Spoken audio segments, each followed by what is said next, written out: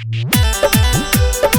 जइनी ससुराल तोरे सखी के पटैले मिथिलेश भोजपुरिया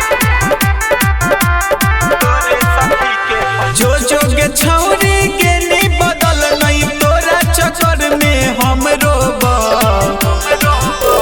जो जो के छौरी के नी बदल नहीं तोरा चक्कर में हम रोब। तू जइनी ससुरा सुने गे छौरी तोरे सखी के पटाई लेब। तू जइनी ससुरा सुने गे छौरी तोरे सखी के पटाई लेब। जइनी ससुराल तोरे सखी के पटैले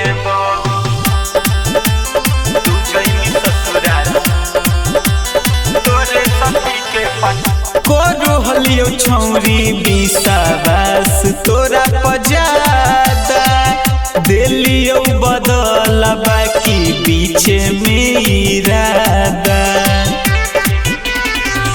कोरो हलियो छौरी विश्वास तोरा पजादा दिलियो बदल बाकी पीछे में इरादा।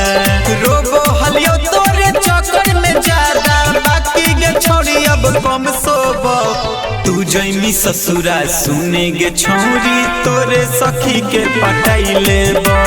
तू जइनी ससुरा सुने गे छौरी तोरे सखी के पटाई लेब।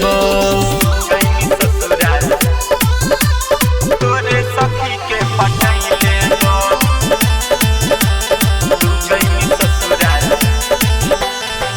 छोरी के जे छौरी जइनी दूसरा के गाँव गे दिलावा के ऊपर से मिटाई देब तोरा नाम गे। छोरी के आदित्य के जे जइनी दूसरा के गाँव गे दिलावा पछपल तोरे मिटाई देब छौरी नाम गे।